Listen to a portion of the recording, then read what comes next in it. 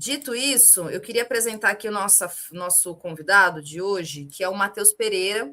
Ele é engenheiro químico, pós-graduado em defesa química, biológica, radiológica e nuclear. Ele é diretor-geral e fundador do Instituto, eu não sei se é essa a pronúncia, ele vai me corrigir aqui, Soyuz, acho que é isso. Ele é embaixador da educação nuclear da Rússia. Atualmente, ele cursa linguística russo na Universidade Estatal de São Petersburgo. E em 2023 foi condecorado pelo Ministério das Relações Exteriores da Rússia por seu trabalho prestado no país. Matheus Pereira, muito obrigada por atender o nosso convite, vir aqui ao Noite Brasil. Seja bem-vindo. Valeu. Gente, primeiramente eu queria dizer... Vocês estão me ouvindo bem? Minha voz está boa? Está tranquila? Maravilha. Bom, eu quero agradecer absurdamente o espaço, o convite que a Thalita me fez, né, a toda a conversa que vocês estavam tendo aqui, porque já peguei vários pontinhos, anotei várias coisas aqui dos discursos que vocês trouxeram envolvendo os Estados Unidos. É uma honra imensa estar podendo participar do programa, até porque eu sou um fã absurdo do Farol Brasil, né? Adoro Noite Brasil, adoro Manhã Brasil, vocês são simplesmente incríveis. Então, estar aqui para poder dividir essa pauta com vocês e poder falar um pouco sobre o Programa Nuclear Brasileiro, e não só o Programa Nuclear Brasileiro, mas fazer uma análise comparativa com outros programas nucleares de países do mundo BRICS, né, porque agora o BRICS é uma pauta, né, tanto se fala no BRICS, então acho que seria muito interessante a gente poder falar disso também. Eu achei interessante que o Eribaldo falou lá que os Estados Unidos, eles tentam construir um diálogo construtivo. Eu sou mais a favor do diálogo destrutivo com os Estados Unidos, né, e ter a total balcanização daquele local, né, mas a gente deixa isso um pouco para depois. Bom, Thalita, Eribaldo, antes gostaria só de perguntar da dinâmica, se eu respondo essa parte do Renan Santos que comentaram, vocês vão perguntar, como que a gente funcionaria? Olha, se quiser começar respondendo, pegando esse gancho, e já aproveito então aqui para incluir uma questão de início, né? O que eu estava te acompanho nas redes, né? Tanto a sua quanto do Instituto, Matheus, e você faz uma defesa veemente sobre a retomada do Programa Nuclear Brasileiro. Esse é um assunto que, né, agora, início de 2026, ele tem se intensificado, cada vez mais a gente tem falado dentro, né, do debate público sobre, de fato, a importância, a necessidade de um programa nuclear, tanto que, como o comentário aqui do camarada que trouxe, a fascistas e a representantes da extrema-direita brasileira que também está defendendo, porque quando a gente fala de programa nuclear, sempre vem um pouco, né, essa imagem, essa ideia de senso comum, que quem defende isso é a esquerda, é comunista.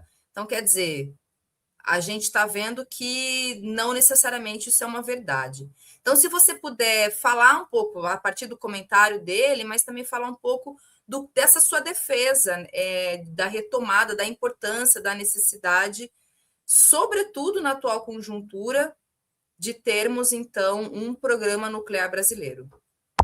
Maravilhoso. Bom, primeiro de tudo, a gente tem que começar falando que o Renan Santos, para além de um não especialista, né, ele é um não entendedor do programa nuclear brasileiro, ele é um oportunista, né? Ele está se apropriando de um discurso que muitas pessoas da extrema-direita, aquele pessoalzinho vinculado normalmente também à Nova Resistência, a uma galera mais eurasianista, um pessoal mais ultranacionalista, né, mantinha com base no discurso do Enéas, né?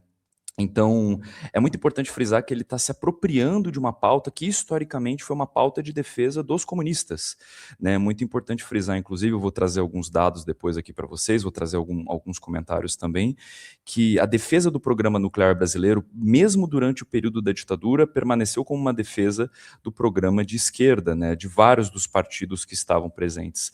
Então, inclusive, um dos professores, né, que a gente coloca como base, como um dos patronos fundadores da Escola de Física e de Engenharia, que originalmente viraria depois o nosso Programa Nuclear Brasileiro nos anos 50, ele era um membro ativo do Partido Comunista do Brasil na época, né? Então, é muito importante frisar que essa é uma pauta que ele se apropriou numa tentativa de engrandecer o nome dele, né, nas redes sociais com um assunto que é delicado, é um assunto que não se trata apenas de comentários hostis, de explosões, de trazer aquela coisa sensacionalista envolvendo usinas, explosões de usinas. Não. Se trata de uma área estratégica para o país, uma área que trabalha com as mais diversas esferas que vocês podem encontrar, né? E ele está se apropriando disso porque ninguém fala disso. E uma das minhas críticas mais sérias ao movimento comunista nacional é que não se trata mais de energia nuclear, não se trata mais da retomada desse programa e principalmente dos trabalhadores que estavam no programa e foram abandonados no processo, né, dos anos 90 para cá. Então é muito importante a gente retomar essa pauta. E quando eu falo retomar, propriamente, primeiro é retomar desses caras. A gente não pode deixar que partidos de extrema-direita, como missão, a gente não pode deixar que organizações compostas por lunáticos, né, pautem o debate envolvendo a área nuclear. Isso é uma das coisas mais essenciais que precisamos fazer. E a segunda coisa é a retomada real, né, do programa nuclear brasileiro, porque quando a gente fala de retomada, é o seguinte, a gente não quer dizer que o programa se encerrou. Não, não existe mais programa nuclear brasileiro. Na verdade, a gente quer colocar que o programa está numa espécie de stand-by, né? E ele está sendo de maneira constante. O Eribaldo e a Thalita falaram muito dos Estados Unidos da América. Eu acho que é muito importante a gente poder citar, né, esse grandioso país defensor de todas as liberdades individuais, né? De como este país, ao lado de outros membros da OTAN, destruíram, atacaram, desestabilizaram o nosso programa nuclear. O nosso programa nuclear, ele realmente não está não só atingindo nenhuma das metas que foram disponibilizadas anteriormente, né? Nenhuma das metas que nós tínhamos, principalmente para a entrega do nosso submarino nuclear, do término, por exemplo, de Angra 3, né? Todos esses projetos que nós tínhamos, eles estão em um atraso. E ainda, isso que é o mais interessante, a gente precisa colocar que esses projetos, eles não têm data exata de término, eles se apresentam num processo de previsão de término, né? Então ainda estamos em previsão, para vocês verem como virou uma terra de ninguém, né? O debate da nuclearização do Brasil, tá? Virou uma terra de ninguém. Então a gente percebe que ninguém pauta isso, ninguém discute isso de uma maneira verdadeiramente dialética, né, como a gente deveria fazer, e figuras grotescas, figuras estranhas, acabam se apropriando desse debate para escandalizar, para eles fazerem escândalos, né, na internet, aparecer na Globo, aparecer em determinados locais. Eu acho que isso é uma das coisas mais essenciais que a gente precisa tratar, tá? Eribaldo, Thalita, eu sou uma matraca, tá? Eu sou quase um papagaio. Se vocês não me cortar, eu vou, eu vou falando aqui. Mas pode falar, pô. Ó, eu queria... Matheus, bem-vindo aqui. É uma honra lhe receber aqui. Queria te perguntar sobre... essa semana a gente já conversou, volta e meia apareceu o tema da bomba atômica, até porque entrou muito nessa, né? A bomba atômica, a arma do diálogo, a gente agora precisa de correr atrás de uma bomba atômica para se defender e todo esse tipo de coisa, sendo que a bomba atômica é uma coisa bem mais complexa do que isso.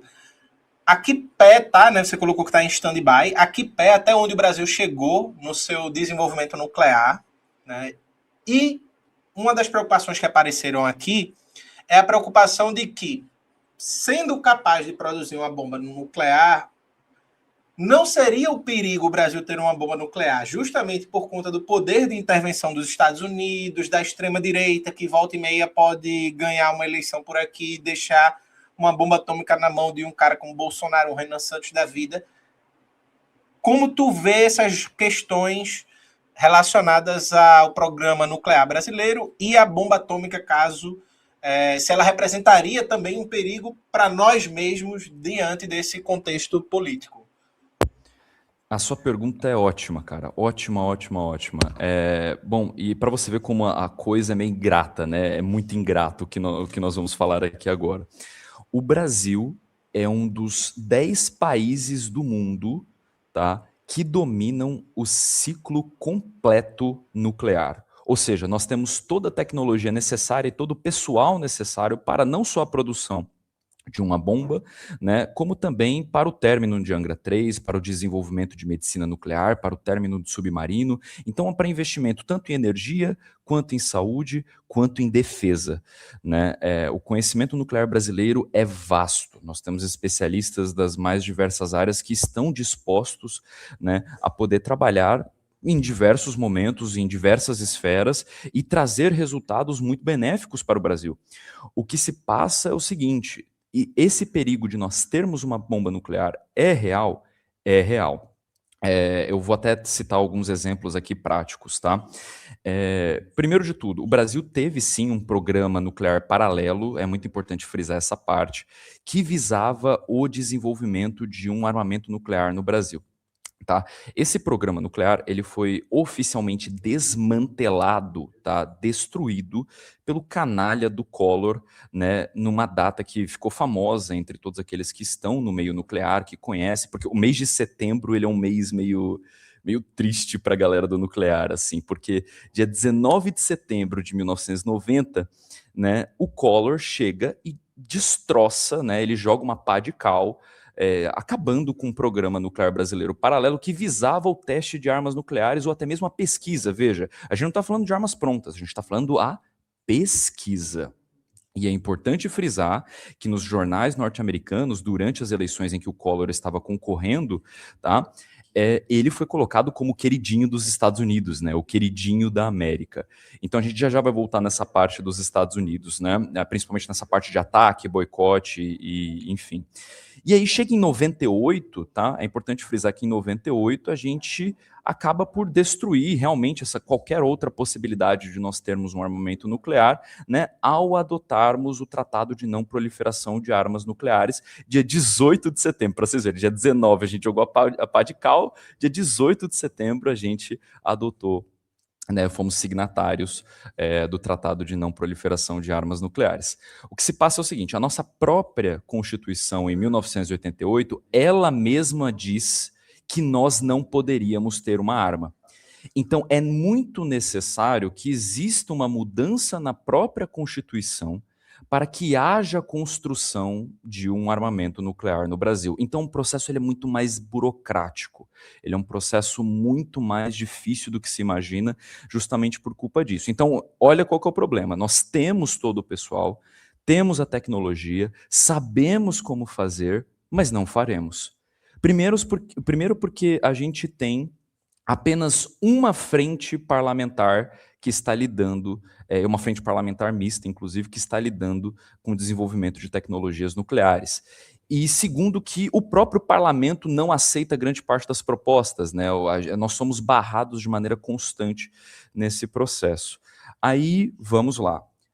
Vamos supor que nós mudamos a Constituição e agora nós temos um armamento nuclear, nós temos uma arma, ou então vamos iniciar o processo de construção de uma arma. Eu vou falar alguns termos aqui, rapaziada, mas não estou tirando esses termos do nada, não. Eu vou dar uma explicada como se todo mundo tivesse 5 anos de idade, tá suave, fica tranquilo. Vamos lá. Urânio, né? O Brasil é o 7º país do mundo com a maior quantidade de urânio no mundo. Tá? Nós somos riquíssimos em urânio, inclusive o urânio ele é considerado como um mineral crítico em alguns países, tá? A gente sabe que temos nióbio, níquel, né? Nós temos vários outros, lítio, por exemplo, que são considerados minerais críticos em diversos países, mas nós temos os chamados minerais críticos nucleares, tá? E o urânio, ele é um mineral crítico nuclear, nós temos urânio, tá? Se nós enriquecermos esse urânio de 3, 4 a 5%, ou seja, a gente colocar nas ultracentrífugas lá, a gente vai ter um urâniozinho enriquecido, né, pronto para poder atuar, ou seja, pronto para a gente fazer fissão nuclear. Vocês já devem ter ouvido falar do termo fissão nuclear, né? Que tem da bomba de Hiroshima e tal. A gente consegue gerar energia elétrica, né? A gente gera energia elétrica. Urânio de 5 a 20%, ele é utilizado para fazer isótopos nucleares, ou seja, ele é utilizado para fazer materiais compostos que vão ser utilizados na medicina. São usados na medicina nuclear. Acima de 20%, é muito importante a gente frisar que ele, até o momento, o urânio se utiliza para acima de 20% para armamentos nucleares, ou para pesquisa com armamentos nucleares.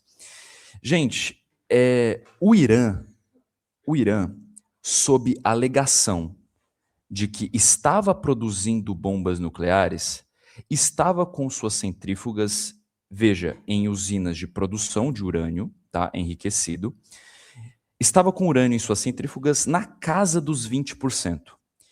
Existiram algumas poucas partículas identificadas em laboratório que atingiram a possibilidade de eles terem uma arma nuclear.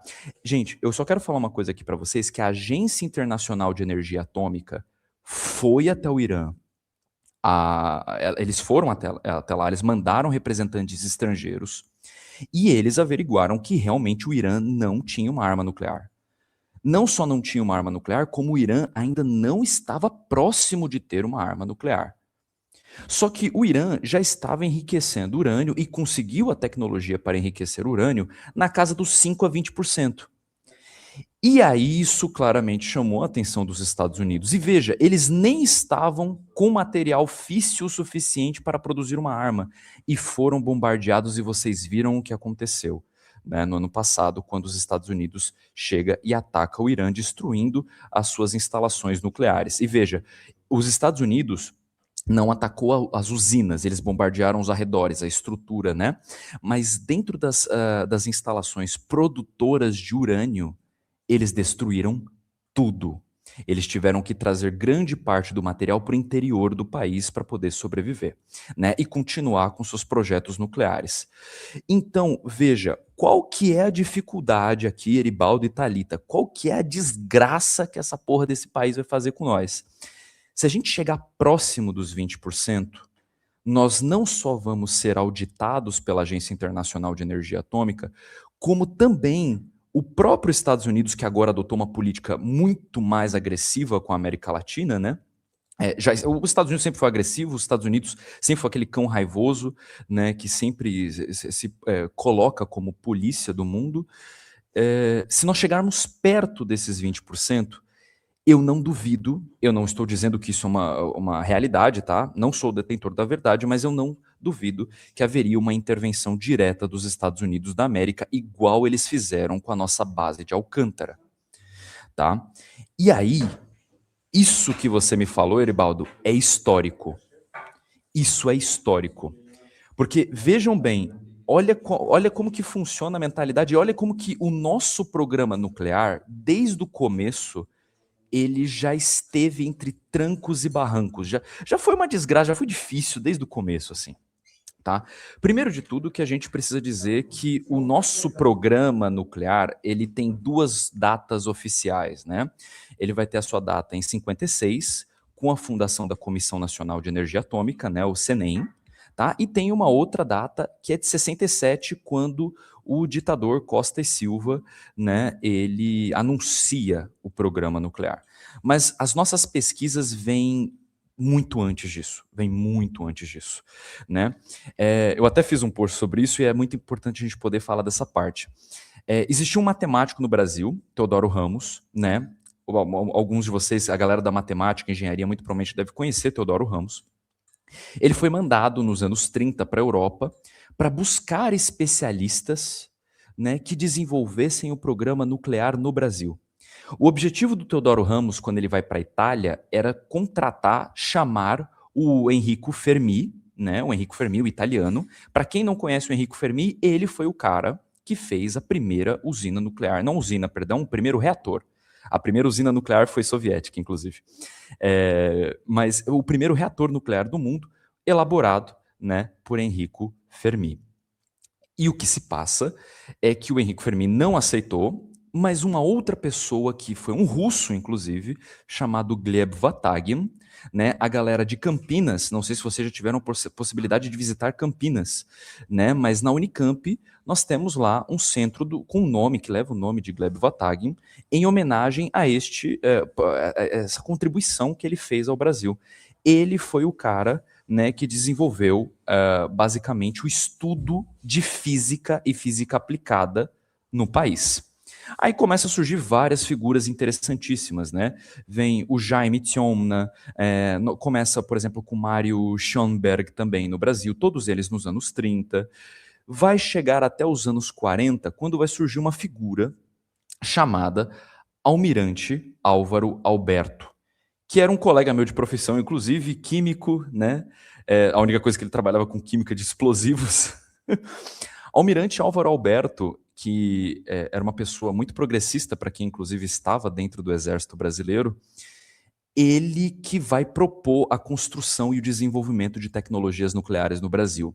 Não só isso, em 1946, ele é colocado pelo Vargas como representante do Comitê, né, brasileiro na Organização das Nações Unidas pelo desenvolvimento de ciências nucleares.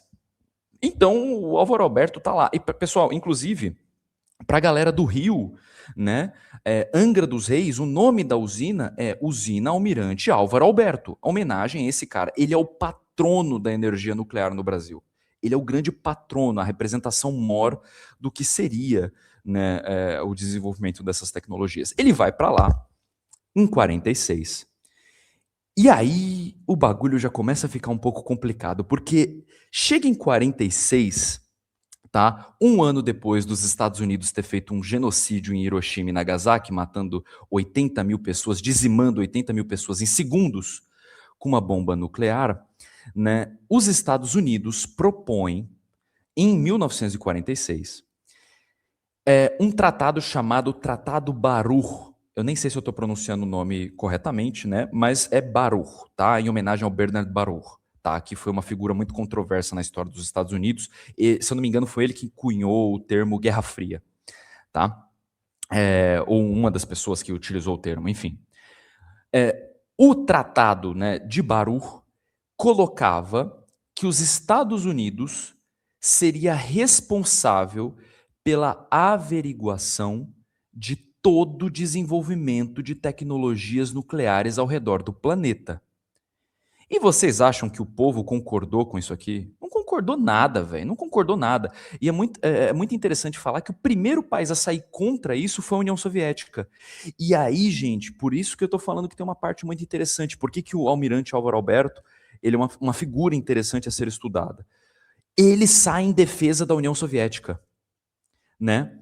O Álvaro Alberto sai em defesa da União Soviética, né, de que cada país possa desenvolver as suas próprias tecnologias nucleares. E veja, ele não está falando só de bombas, ele não está falando só de armamento. Ele está falando de desenvolvimento de tecnologias nucleares, tá? E aí o Tratado Baruch não vai para frente, é muito importante frisar essa parte. Mas aí a gente já vai começar com outros boicotes, outros problemas que o Brasil começou a enfrentar. O Álvaro Alberto estava lá, e aí ele foi visitar a Alemanha, quando ele estava na Europa, inclusive, e ele fez um tratado com o governo alemão ocidental de importação de tecnologia, ou seja, ele fechou um tratado entre Brasil e Alemanha a pedido do Vargas, tá? Para que a Alemanha Ocidental enviasse tecnologias, enviasse os materiais necessários, tá bom? Para a construção, né, do que seria as primeiras tecnologias, os primeiros laboratórios em território brasileiro, tá? Gente, isso, se eu não me engano, foi em 52, tá? Vocês podem confirmar a data, mas eu acho que foi em 52. E quando chega 1952 e todo o material nuclear que o Brasil comprou da Alemanha Ocidental já estava carregado dentro, né, do navio, os Estados Unidos da América e a Inglaterra barraram o envio desses materiais. Então não chegou nada para o Brasil. O Brasil pagou e nada chegou. Foi um dos primeiros boicotes. Começa a piorar a situação, né? Chega em 1962, rapaziada, João Goulart, né? João Goulart estava no poder, ele nacionaliza, ele não só nacionaliza, mas ele coloca como o monopólio estatal dos minérios estratégicos, minérios nucleares, né? Para que o Brasil começasse a desenvolver as suas tecnologias. É muito importante frisar que a União Soviética, em 1954, já tinha feito a sua primeira usina nuclear. Eu não sei se vocês sabem, mas a União Soviética teve um cara muito famoso chamado Igor Kurchatov, ele é o pai da energia nuclear na Rússia, né? Inclusive, aqui, para quem não sabe, pessoal, estou aqui na Rússia, eu moro aqui na Rússia, é 1h30 da manhã, né? E na hora que eu entro no meu departamento, tem uma figurona imensa do Igor Kurchatov, que tem uma barba imensa, enorme, né? Essa barba imensa tem uma lenda relativamente engraçada. Tá, basicamente, tipo, essa... E basicamente, essa lenda que tem da barba dele é uma coisa um pouco engraçada, porque tipo, é como se fosse uma barba de bode. Tipo, uma barba de bode, uma coisa do gênero, né? E depois eu conto um pouquinho disso. Ele cunhou uma frase chamada: o átomo, ele é um trabalhador, não um soldado, tá? O átomo é um trabalhador e não um soldado. Então a União Soviética foi o primeiro país a desenvolver a sua primeira usina nuclear a ser utilizada no mundo de maneira pacífica. De maneira pacífica, tá? Depois disso, o Brasil fala, bom, podemos começar o desenvolvimento das nossas usinas. Nacionalizamos, tivemos o monopólio dos minérios nucleares, né? E aí começa uma série de boicotes e uma série de problemas que vão decorrer até os dias de hoje, tá? A gente precisa falar que nos anos 70 o Brasil, por mais que vivesse o período da ditadura militar, viveu o ápice do desenvolvimento de tecnologias nucleares, mas mesmo nos anos 70, o Brasil já tinha uma dificuldade abissal de comprar material. O Brasil já tinha uma dificuldade imensa de comprar tecnologia. A gente não dominava toda a tecnologia nuclear ainda. A gente não tinha o domínio disso. Então a gente dependia de importação, né? E aí, o nosso governo, né, que na verdade era um governo golpista, composto por militares, eu até vi um comentário dizendo que deveria haver uma reorganização do exército brasileiro para que nós tivéssemos uma bomba nuclear ou novas tecnologias nucleares, tá? O nosso governo golpista entra em contato com os Estados Unidos, né, com a Westinghouse, mais especificamente uma empresa, para a construção das primeiras usinas nucleares do Brasil, ou seja, Angra 1. Tá? É importante frisar que Angra 1 foi orçada, veja, foi orçada na casa dos 308 milhões de dólares. A obra de Angra 1 termina na casa dos 2 bilhões de dólares, tá? Termina na casa dos 2 bilhões. E tudo porque quem atrasou o período das obras foram os Estados Unidos da América, tá? Chega para Angra 2, tivemos também uma dívida quilométrica envolvendo o Angra 2. E aí, para fechar a cereja do bolo, né? A gente, com a Lava Jato, tem a prisão do Othon, do almirante Othon, tá? Então, para vocês verem que, e claramente vocês sabem que a Lava Jato teve envolvimento direto dos Estados Unidos, teve envolvimento direto da CIA. Esses boicotes, esses ataques, eles têm um propósito, eles têm um motivo, tá? Inclusive, para quem quiser um documentário, é muito interessante. É um documentário do Oliver Stone. Não sei se vocês conhecem o Oliver Stone. Ele foi aquele cara que fez um documentário entrevistando Putin e tudo mais. Ele fez um documentário chamado Nuclear Now. Esse documentário ele é muito interessante porque ele trata de todos os programas ao redor do planeta, né? E ele principalmente trata de como os Estados Unidos financia movimentos ao redor do planeta para causar instabilidade nos setores nucleares que nós temos, tá? Então, gente, o setor nuclear brasileiro hoje, infelizmente, tá? E eu falo isso com um pesar muito grande, ele é pífio, ele é pífio. Ele poderia melhorar de maneira extraordinária.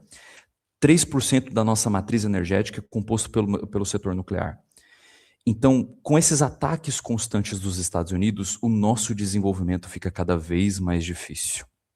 Matheus, eu queria que você pudesse falar sobre Angra 3.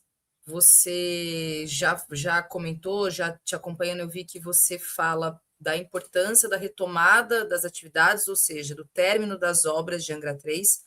o que isso representaria para nós, inclusive se poderia ser ali um início de uma retomada de um programa nuclear, né, com o término das obras de Angra 3, se há dentro do governo federal, ou, enfim, se há alguma espécie de diálogo e viabilidade para que isso seja executado, se existe ao menos uma discussão a respeito da retomada das obras.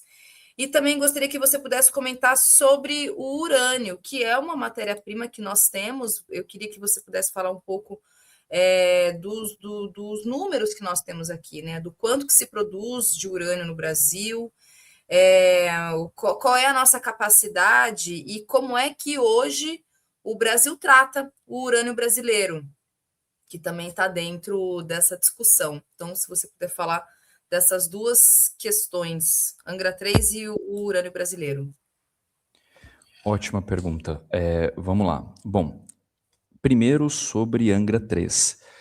Existe a ABDAN, né, que é a Associação Brasileira para o Desenvolvimento de Tecnologias Nucleares, e o presidente da ABDAN, que é o Celso Cunha, ele falou: sem marco legal, o setor nuclear pode naufragar. Gente, o setor nuclear brasileiro, por culpa de Angra, que está parada há décadas e décadas e décadas, né? O setor nuclear brasileiro estava sofrendo um déficit constante. Gente, vocês têm noção de quanto custa para a União manter Angra 3? Custa para a União R$1 bilhão por ano, só para você manter a estrutura e a manutenção dela, os trabalhadores, a predisposição e a segurança do local. Custa R$1 bilhão por ano. Atualmente, você diz, né, Matheus? Atualmente. Custa R$1 bilhão por ano para manter as obras paradas. Então, isso não faz sentido. Não faz sentido para o governo federal manter Angra 3 parada, sendo que custa mais do que mantê-la em construção.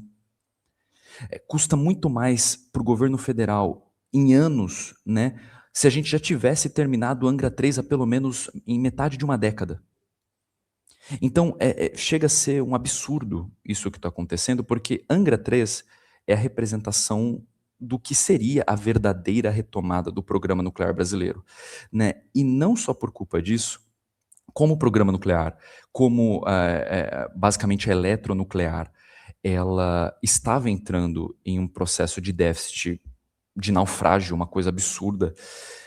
É importante frisar que 68% dos valores que nós tínhamos dentro da eletronuclear, tá, foram comprados por uma empresa privada, a Âmbar Energia.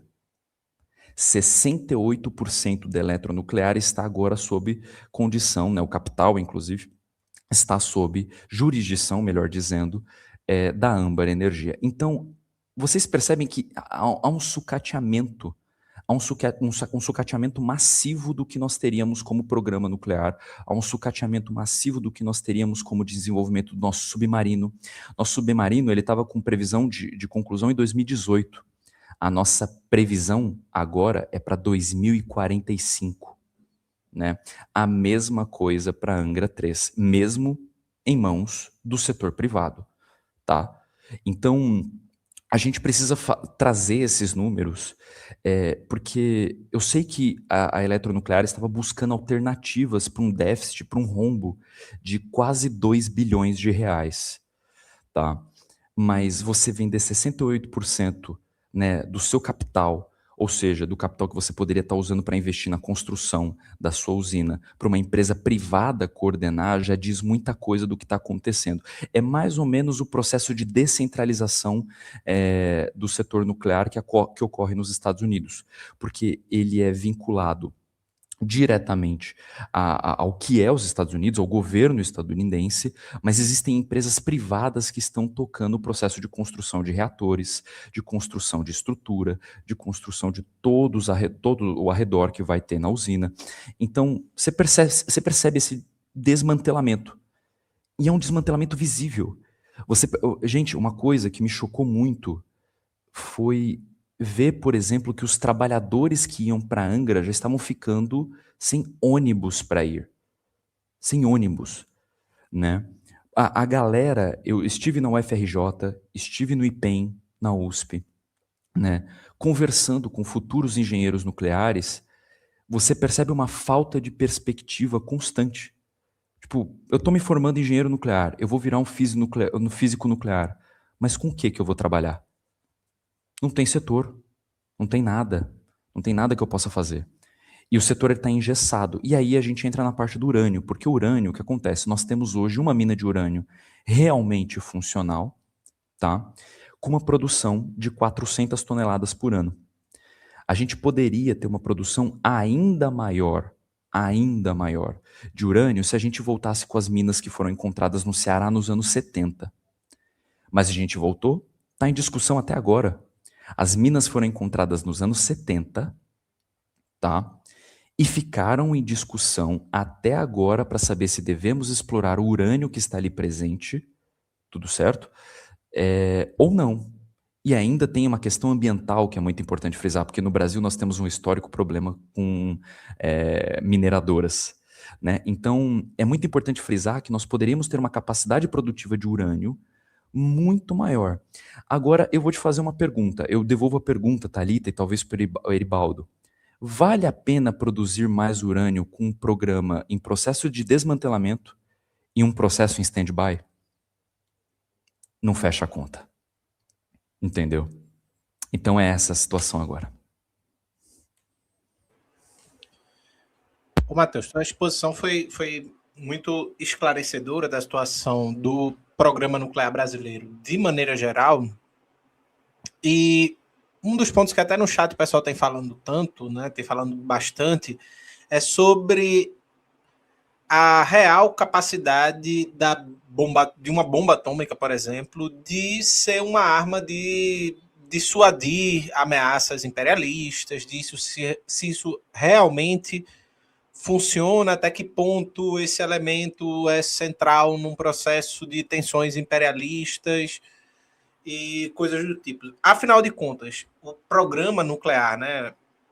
Inclusive, algumas pessoas estão com dúvida, talvez seja aproveitar e dizer se há uma separação entre a produção da energia e a produção bélica num programa nuclear, né?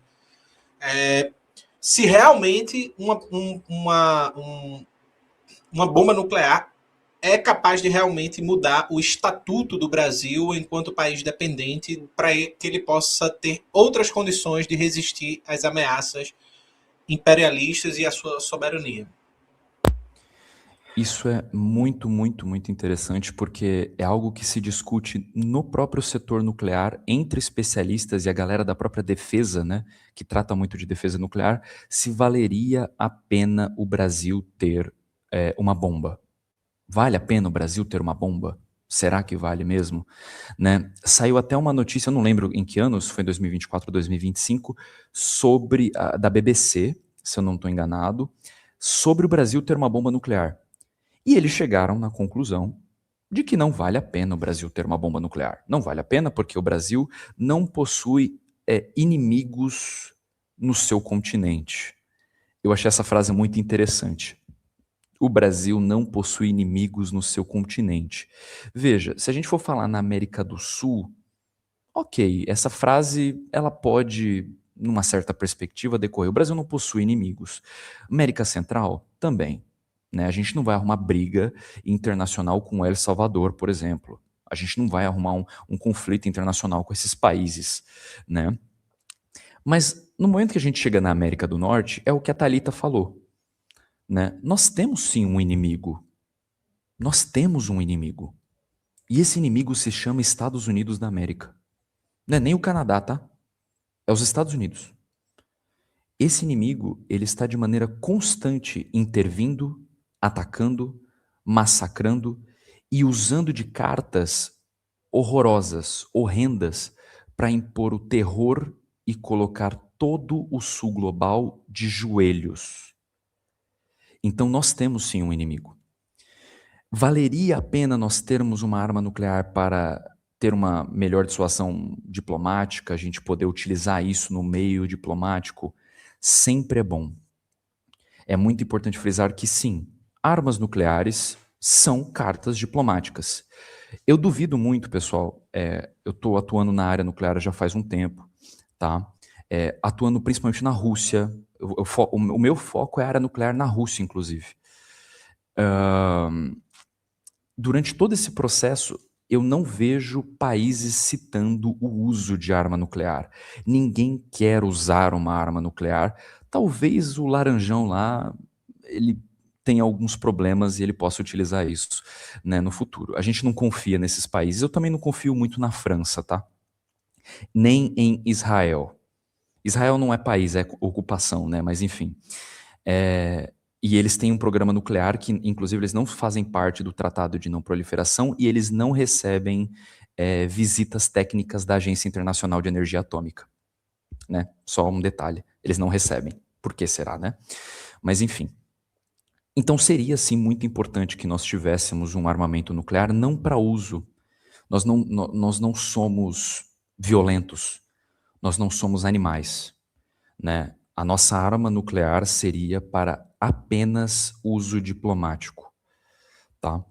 Uso diplomático. Então é muito importante frisar que, sim, eu acredito que é uma arma a ser utilizada na diplomacia, mas como carta. É apenas como carta. A gente vê, por exemplo, países como a Coreia Popular. A Coreia Popular desenvolveu seu programa nuclear, não foi 100% sozinha, foi com auxílio tanto da Rússia quanto da China. A Rússia e a China ajudaram no desenvolvimento do programa nuclear norte-coreano, né? Mas do armamento nuclear norte-coreano, eles desenvolveram a tecnologia do armamento, né? E aí entra naquela questão, viu, Eribaldo? Eu vi muita gente comentando no chat. Como vai ter uma arma nuclear sem uma mudança interna na mentalidade do soldado raso brasileiro ou uma mudança na mentalidade dos nossos marechais, generais, almirantes? Se a gente não tiver uma reestruturação do exército, não faz sentido ter uma arma nuclear, porque aí cai naquela coisa que vocês dois citaram, vai cair na mão de lunáticos. E aí o projeto vai ser boicotado, o projeto vai ser travado, né? Porque vai receber financiamento norte-americano e não vai continuar. É simples, não vai continuar. Os Estados Unidos jamais vão deixar isso acontecer se a gente não tiver uma reestruturação interna, tá? Então é muito importante frisar isso. Sim, armas nucleares são cartas diplomáticas, são utilizadas como cartas diplomáticas. Israel, mesmo não sendo signatário, né, utiliza como carta diplomática, tá? Se bem que, tipo assim, o Irã não tá ligando muito se Israel usa armas nucleares como carta diplomática, tá? Mas é importante frisar que sim, são cartas totalmente diplomáticas. Nenhum país até o momento se vê como um possível utilizador, né, real do armamento para destruir uma sociedade. Olha só, tem bastante comentário e perguntas, Matheus, para você aqui. Então eu vou ler. E aí, sim, os comentários, você pode me interromper para comentar, tá? Se você quiser complementar, fazer algum comentário em resposta, você pode fazer isso, tá? Bom, aqui o Rafa está dizendo o seguinte: só olhar para a República Popular da Coreia nunca mais virou pauta de ameaças. Sempre dizem. A Coreia desenvolveu seus mísseis intercontinentais, né? Então, só uma coisa para vocês saberem, tá, pessoal? Uma ogiva nuclear, ela precisa ser lançada de alguma coisa. Não adianta ter a ogiva e não ter a estrutura de lançamento, tá? Não é qualquer avião que lança, não se lançam ou não serão lançadas, a gente espera do fundo do coração que não, ogivas nucleares mais de aviões, igual se fez em 1945, tá? O foco para lançamento e uso de usinas nucleares agora são com mísseis intercontinentais e estes mísseis que carreguem várias ogivas, diferentes ogivas, tá? Então, é o que eu falei, não adianta nada você ter a ogiva, você ter a bomba e não ter o processo que vai lançar, né? Você não tem um equipamento que lança. Ela conseguiu desenvolver os dois, tá? O equipamento que lança, inclusive, é chinês, tá? Então, é muito importante frisar essa parte. A Priscila Nunes pergunta: nós temos a melhor centrífuga do mundo, não? Eu não posso dizer que é a melhor centrífuga do mundo, tá? Nós temos uma centrífuga, sim, muito boa. Pessoal, centrífuga, tá? Para vocês enriquecerem urânio e vocês terem o hexafluoreto de urânio, tá? Ou seja, você ter o urâniozinho lá que dá para utilizar na usina, vocês precisam de ultracentrífugas, tá? Ultracentrífugas que vão girar muito, muito, muito rápido e trabalhar com esse urânio, tá? Nós temos sim centrífugas muito boas, mas eu ainda acredito que os países com as melhores centrífugas que nós temos no momento são China e Rússia, tá? São China e Rússia. O Carlos está dizendo: seria possível ou plausível desenvolver um programa de armas nucleares sem que a comunidade internacional soubesse? Eu confesso que eu pensei nisso também. Pode ter sido ingenuidade minha. Teve um camarada eu tô assistindo muito filme de espião também, né? Teve um colega aqui que comentou: sonhar não custa nada. Gente, né, com o governo federal deixando a Embaixada dos Estados Unidos construírem 8 andares subterrâneos, eu duvido que eles não saibam. Se o Irã, que é o Irã, que a gente acha que ele é um país extremamente fechado e que a gente não escuta uma notícia no Ocidente sobre o Irã, descobriram tudo, atacaram tudo, vocês acham mesmo que não descobririam no Brasil?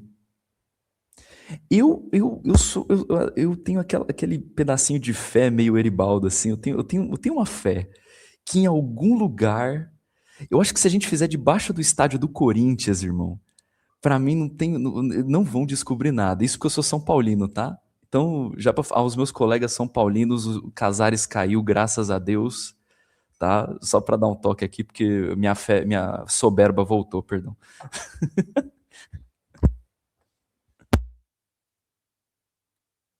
Bom, deixa eu continuar aqui. Pô, joga esse programa nuclear lá no sertão do Pajeú, pô. No meio do polígono da maconha, ali, Alto Sertão.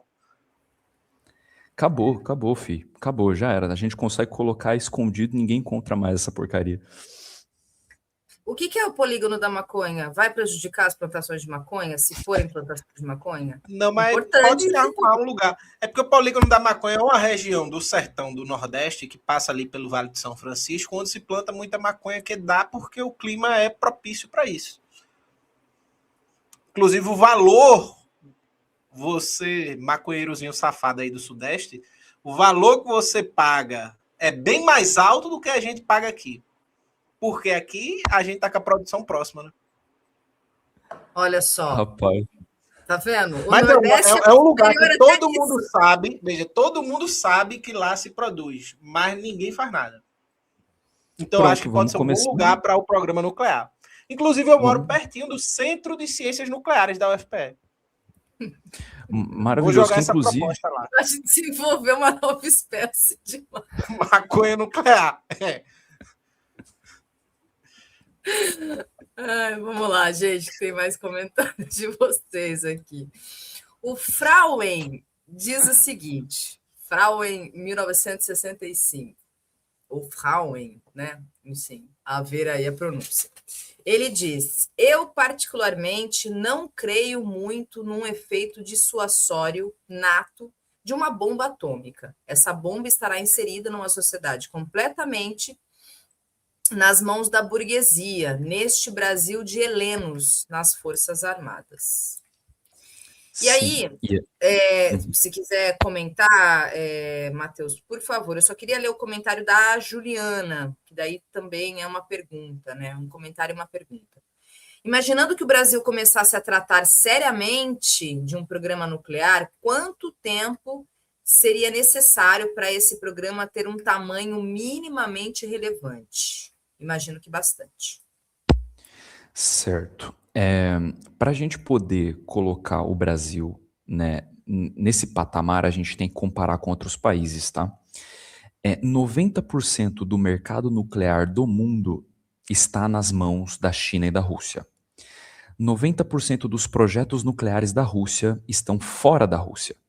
A Rússia, nesse exato momento, está tocando pelo menos a construção de 4 a 5 reatores em todo o globo terrestre, em diferentes países.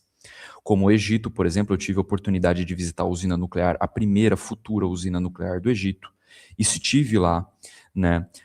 Estão construindo usina nuclear na Turquia, em Bangladesh, na Hungria.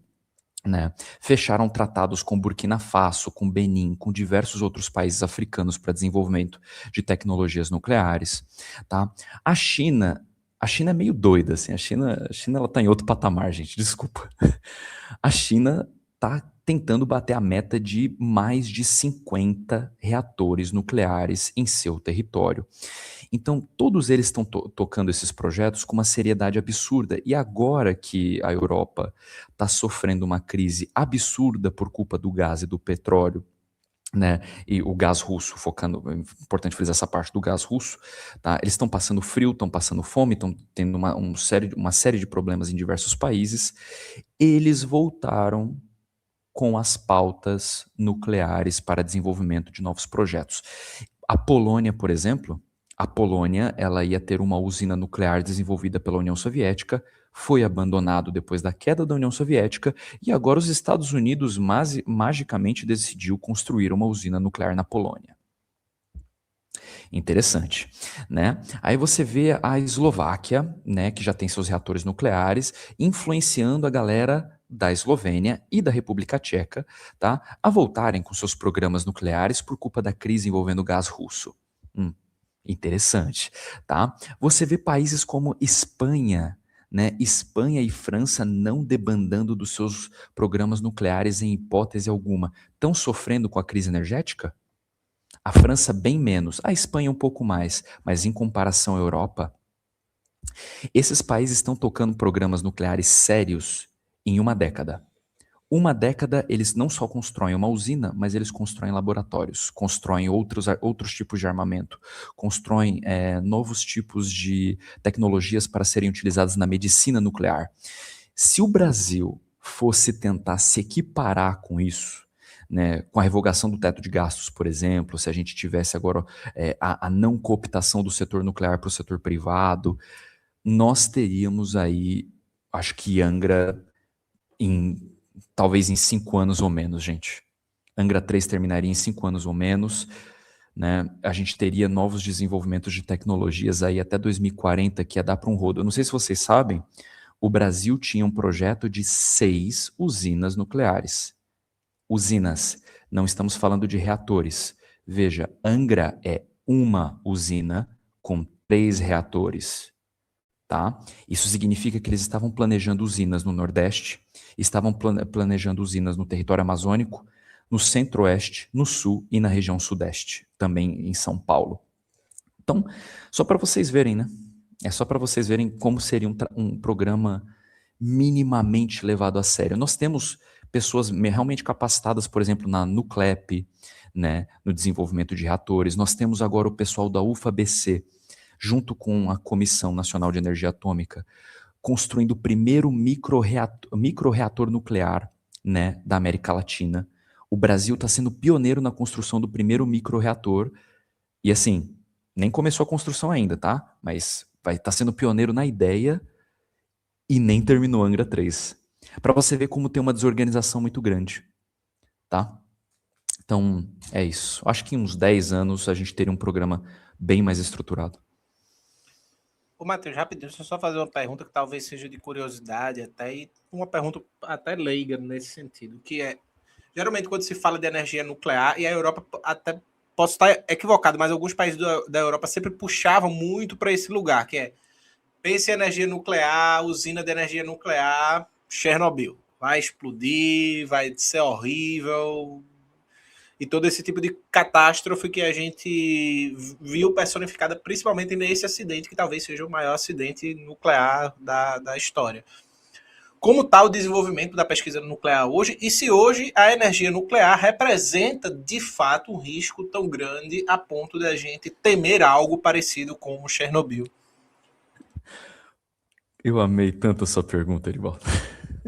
Eu amei a sua pergunta. Primeiro de tudo, pessoal, É, 26 de abril de 1986 é quando aconteceu Chernobyl. Esse ano teremos 40 anos do acidente de Chernobyl e da morte dos heróis, dos liquidadores que deram suas vidas para resgatar os trabalhadores e os habitantes de Pripyat. Vai ter evento, inclusive, na Rússia, em homenagem aos liquidadores soviéticos, tá? Dentro do setor nuclear, principalmente no setor nuclear russo, existe um termo que a gente alcunhou que se chama Síndrome de Chernobyl. É o medo da palavra nuclear. É o medo da associação nuclear. É aquela coisa de você pensar no nuclear e automaticamente ver um peixe de 3 olhos dos Simpsons. Entendeu? É aquela coisa de você pensar, meu Deus, nuclear é o fim do mundo, com uma bomba, né? Com Fukushima, com Chernobyl, com o desastre em Goiânia, com Césius 137. Tá?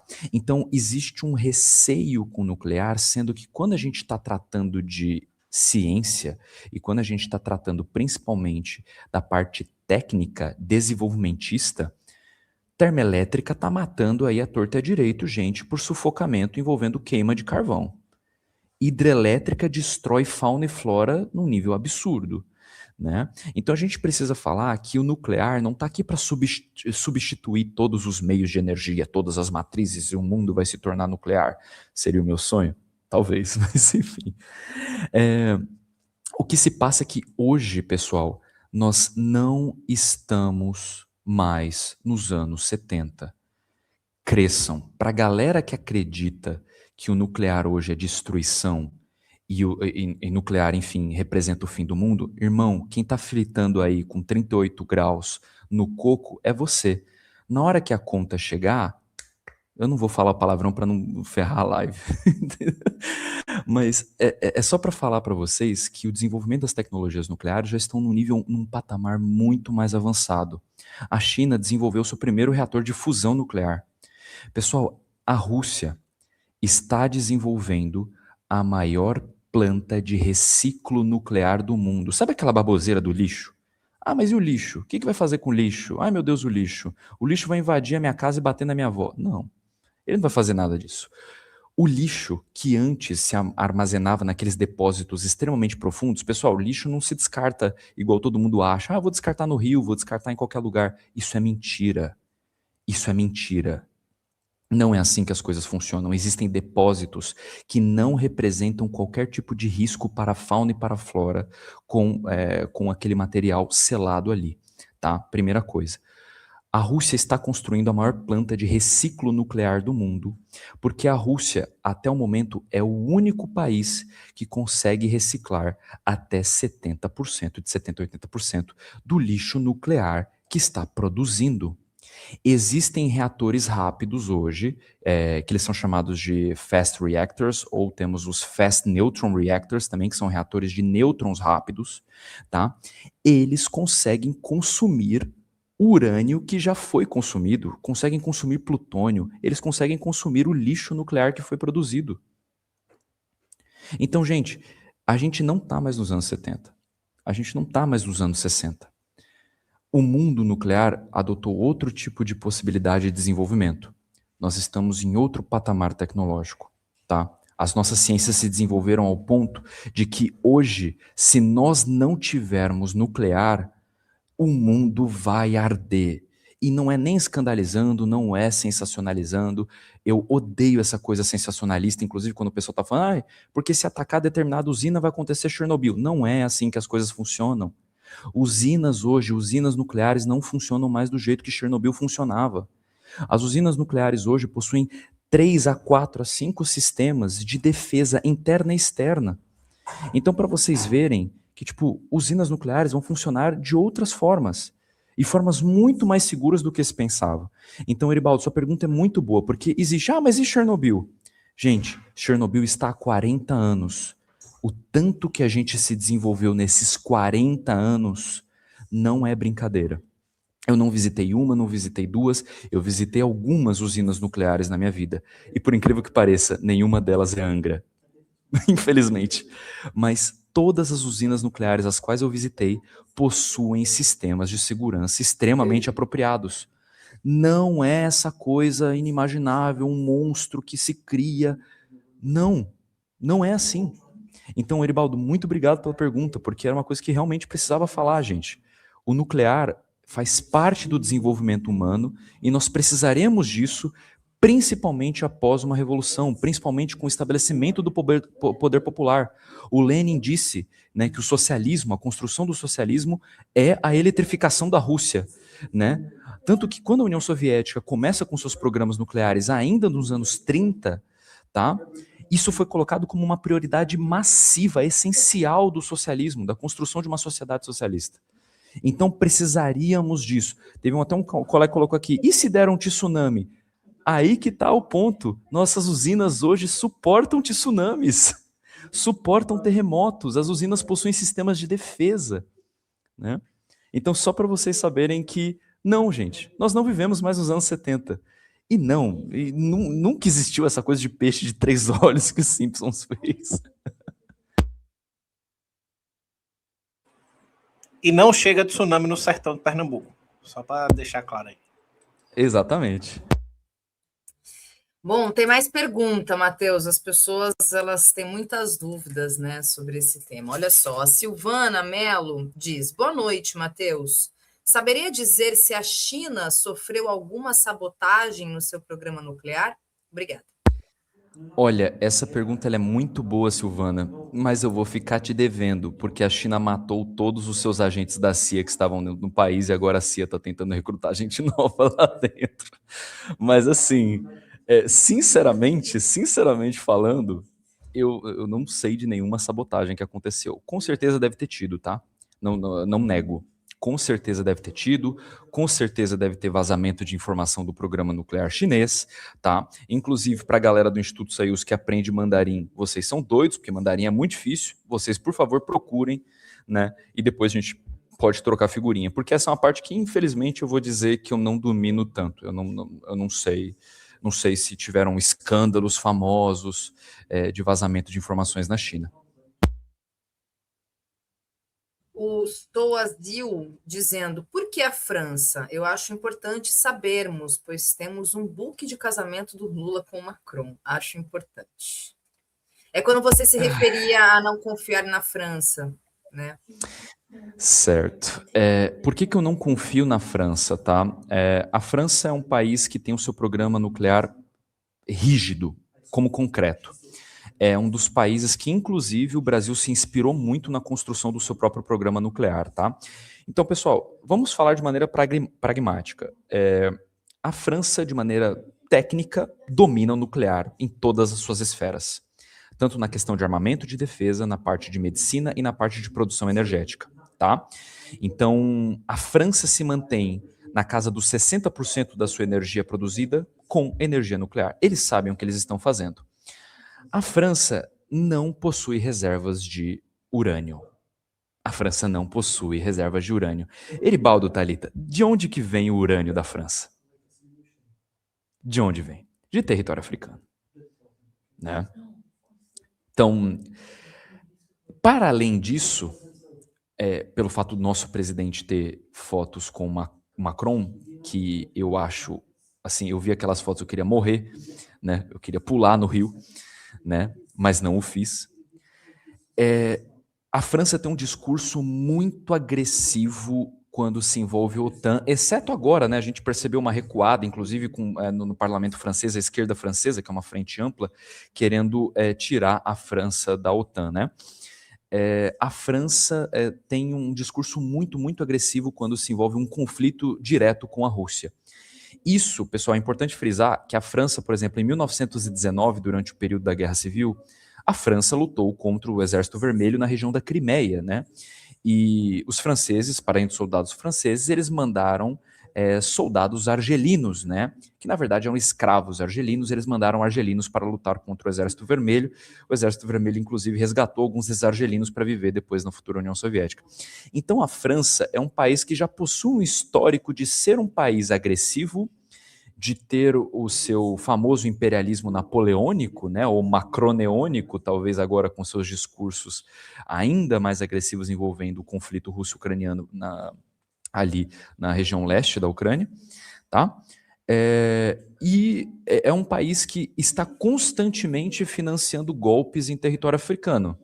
O que vocês acham que aconteceu com o Traoré recentemente, né? Ele sofreu uma tentativa de golpe e vocês acham que a França não estava envolvida? Sejamos sinceros, tá? Então é por isso que eu não confio na França, porque a França me parece, às vezes me parece, que ela tentará dar uma de Israel aos Estados Unidos de partir para um tudo ou nada em caso de perdas extremas, tá? É isso que eu diria do país. Não sei se eu respondi a pergunta.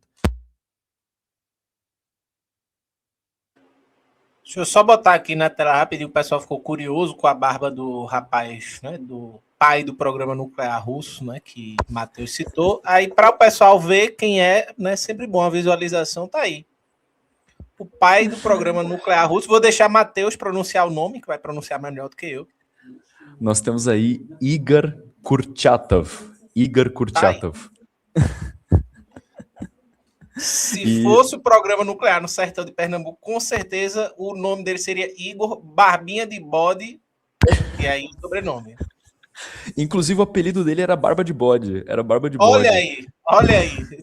O russo pensa como sertanejo, rapaz. Tá vendo? Rola uma identificação. Tá aí. A curiosidade da barba do Igor Kurchatov, pessoal, é que é o seguinte: o Igor Kurchatov ele foi considerado a pessoa mais importante do leste europeu e mais importante do bloco socialista para o desenvolvimento das tecnologias nucleares, principalmente da União Soviética. Então é muito importante a gente trazer uma coisa aqui. Ele era braço direito, mão direita do Stalin. Ele estava junto com o nosso camarada georgiano, né, no desenvolvimento das tecnologias nucleares. Ele foi destacado para isso. Tá? O cara trabalhou no primeiro ciclotron da Europa, ele trabalhou na produção de urânio vindo do Cazaquistão.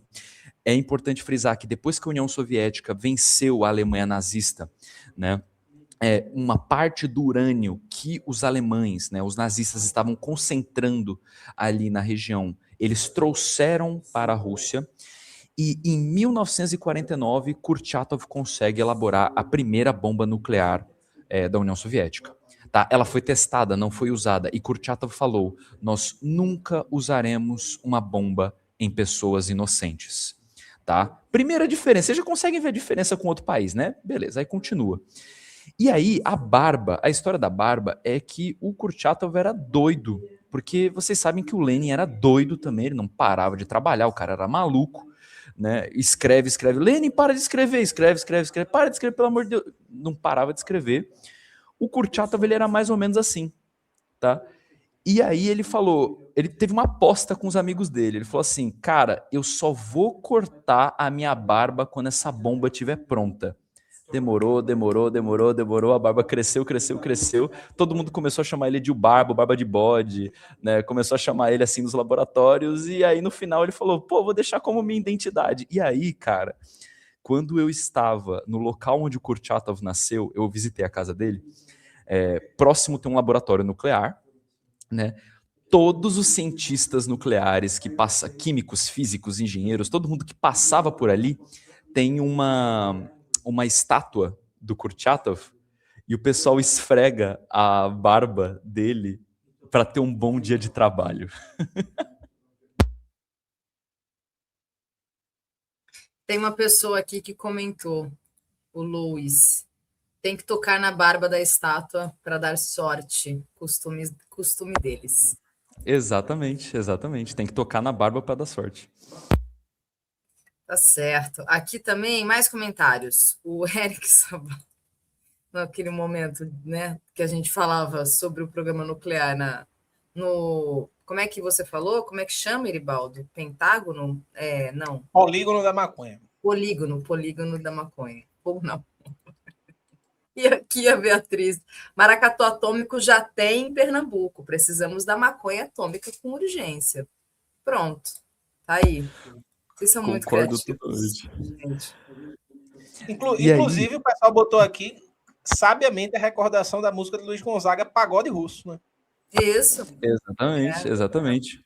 É. E aí, já para falar umas coisas, o pessoal pergunta, mas Matheus, por que te chamam de Guzev, né? Tem um Guzev aqui, vocês estão vendo Guzev no meu nome, tá? Meu nome é Matheus Pereira, Guzev era o sobrenome do meu familiar russo. E aí os meus amigos ficaram me chamando com nome não me pegou. Me pegou, era o sobrenome do meu bisa, que é russo, né?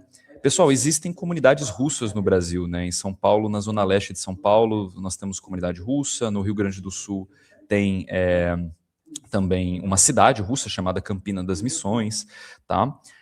E é importante frisar, só trazendo uma curiosidade totalmente histórica, militantes russos, né, da época da Guerra Civil vieram para cá, tá? E a galera da comunidade russa que está aqui foi o pessoal que traduziu o jornal Pravda, ou seja, o jornal A Verdade, para o Partido Comunista, né? Então foi esse pessoal que trouxe o jornal para cá. Lituanos trouxeram bastante também, né? Então é por isso que o pessoal me chama de Guzev, tá? É por culpa do sobrenome da família aí que pegou como apelido. Olha só, tem mais um comentário aqui do Chosney, dizendo: muito se fala da bomba, mas já teríamos muito a ganhar com a energia. Vide aí a Alemanha, que fechou tudo e está pagando a conta. Abraços da turma Grisodubova. Falei certo, Matheus? Muito Isso é uma bom, palavra. maravilha. Aí, ó. Aqui, ó, mutirão do Noite Brasil aprendendo russo. Vamos embora. Mas, sim, perfeito, maravilha, pronúncia muito boa. Gente, falando sobre a parte da energia, sim, a Alemanha está passando uma das maiores crises energéticas da história, assim. É uma coisa que as pessoas não conseguem ter aquecimento em casa com temperaturas negativas.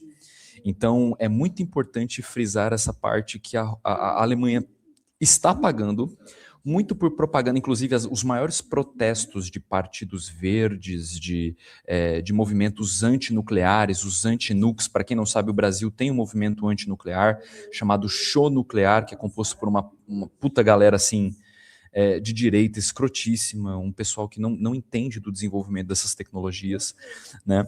A Alemanha pautou o seu futuro, né, com base num falso discurso antinuclear.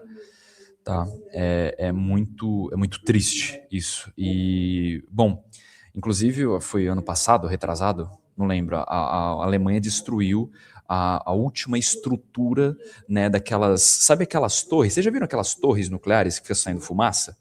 Já viram aquilo ali? Né, aquelas torres meio afuniladas, assim, parece um funil. Inclusive aquela fumaça não é tóxica, tá, pessoal? É vapor de água. O nuclear não libera carbono. Muito importante frisar que não libera nada, não libera poluição, tá? A Alemanha destruiu a última estrutura nuclear que tinha no país. Então, o rumo que eles tomaram aparenta não ter volta. Me parece que toda a Europa está cagando agora para o discurso alemão, né? E está voltando sim com os programas nucleares, vide o que está acontecendo na Polônia, tá? A Polônia, veja, isso é muito interessante que a gente pesquise, tá? A Polônia está pretendendo construir a maior usina nuclear de toda a Europa, tá? Superando a usina de Zaporozhye, que é uma usina soviética que hoje está em território de conflito russo-ucraniano. Então, eles estão sim planejando uma usina nuclear e a Alemanha afundando em um naufrágio de mentiras. Matheus, queria também que você pudesse, antes, né, da gente terminar aqui a sua conversa, a sua participação com a gente, sobre o Instituto. O que Claro. Teve gente que perguntou aqui o que vem a ser, é um projeto idealizado por você, então conta um pouco para a gente. Bom, maravilha. Eu agradeço que vocês estão cedendo esse espaço para isso, gente. O Instituto Soyuz é um projeto pessoal que agora se tornou um coletivo com mais de 40 professores de diferentes idiomas.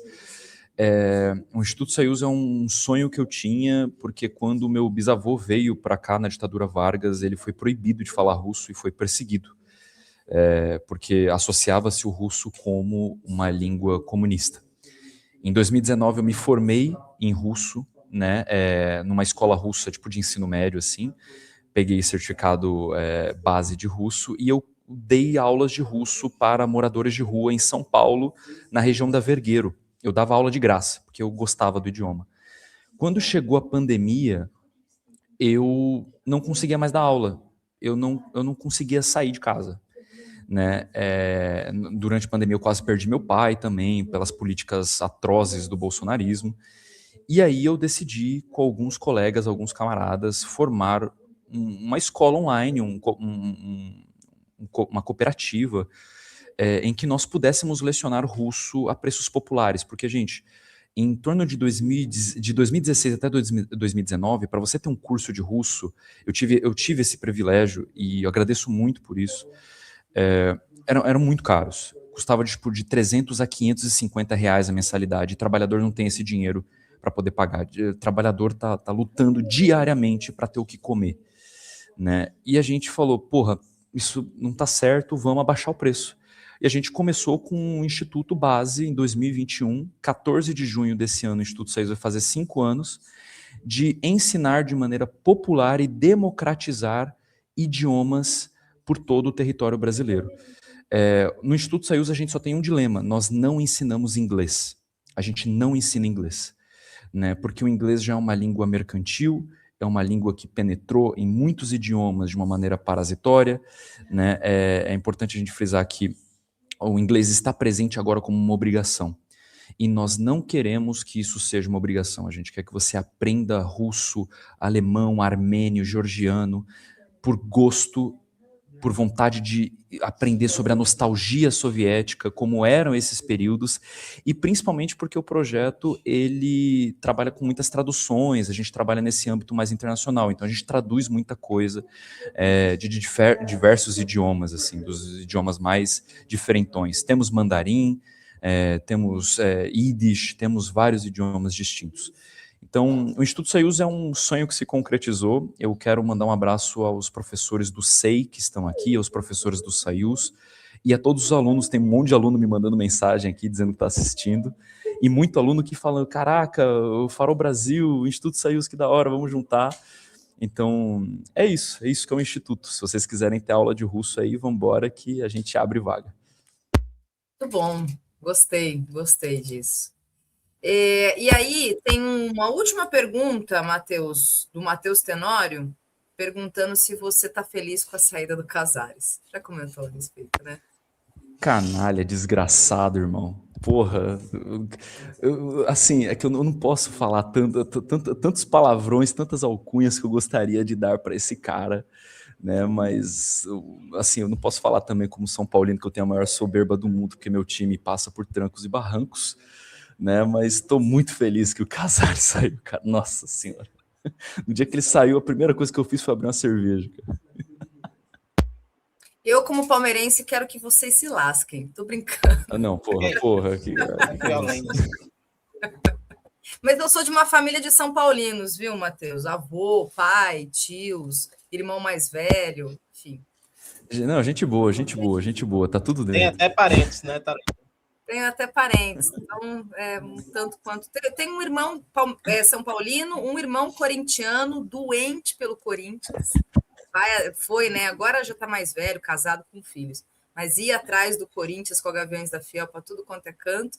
E eu, palmeirense. Veja que clima amistoso e tranquilo em casa. E ninguém é Santos, né?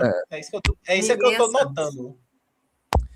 Assim, a juventude santista aí já batendo seus 45, 50 anos, então... É que nem eu fui ver no IBGE que a média de idade dos Eribaldos que existem no país, né? Que você pode ver isso do censo, né? Quantos Eribaldos tem no país? Tem, eu acho que é 92 ou é 192, alguma coisa assim. Aí desses que tem, a média de idade é 71 anos.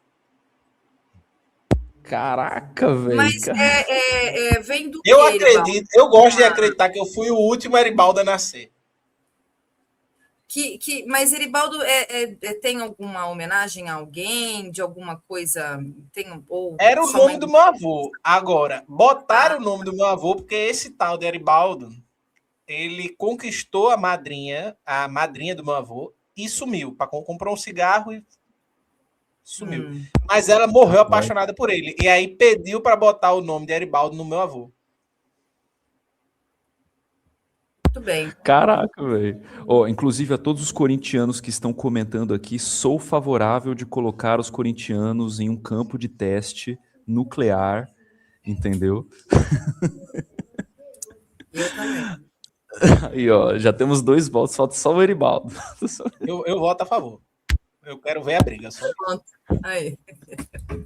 E pode incluir flamenguista também, porque como eu estou no Rio, sou vascaína aqui no Rio. Principalmente flamenguistas. Flamenguista também, pode botar tudo para fazer teste para mim. Tá Principalmente ótimo. flamenguistas. Quando a pessoa diz assim, o Brasil não tem inimigos, eu sempre digo, e o Flamengo? Inclusive, um abraço pro Cauê, né? Cauê, o vascaíno nato, o maior vascaíno de todos os tempos. Né? Tem o Caio Barroso também, que é outro vascaíno fanático. O Caio Barroso, gente, juro por Deus. Fofocas, assim. O Caio, ele acompanha muito o Farol Brasil, o Caio tá muito ativo nas redes sociais.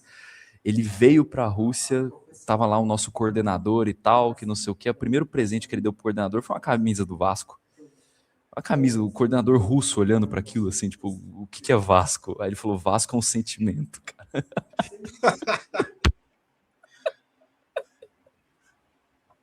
E é mesmo. É exatamente isso. Olha, porque como o time não funciona tão bem, não. É melhor como sentimento. O Cauê vai ficar puto. Ai, gente. Vamos lá. E, agora eu prometo que é a última pergunta mesmo, tá? O tio Du, Matheus, pergunta se você também sonha com uma nova revolução na Rússia. Sim, eu sonho com uma nova revolução na Rússia, até porque, assim, gente, a Rússia teve o seu período aí, teve a sua experiência socialista, nós tivemos diversas experiências socialistas com os seus prós e os seus contras, né? Eu quero que o Khrushchev esteja queimando, né? Vamos falar do jeito russo, o Khrushchev esteja queimando no inferno, tá? Gorbachev esteja junto com o Khrushchev queimando no inferno. Mas eu gostaria muito, mas me parece um sonho distante. Não acredito que a Rússia passará por uma revolução socialista nas próximas décadas. Na verdade, isso foi até uma discussão que a gente teve em sala de aula, né? Eu adoro muito tratar desses assuntos políticos envolvendo a Rússia, de maneira geral, envolvendo guerra civil, envolvendo a estruturação do Partido Comunista durante a Grande Guerra Patriótica. E aí, basicamente, quando a Rússia assim, se estabelece enquanto federação, eles entraram num sistema de civilizacionismo que não tende mais ao socialismo. Não tende.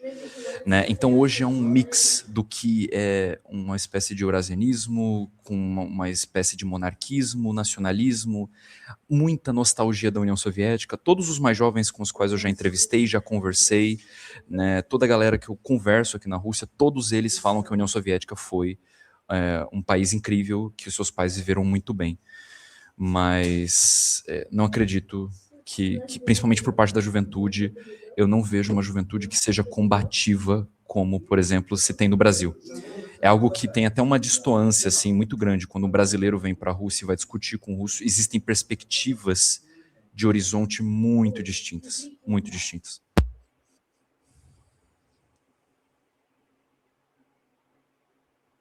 Tá bem. Então, olha, Matheus, a gente tinha combinado até um tempo, né? Mas aí a gente acabou passando, então quero muito te agradecer sua disponibilidade de vir aqui conversar conosco.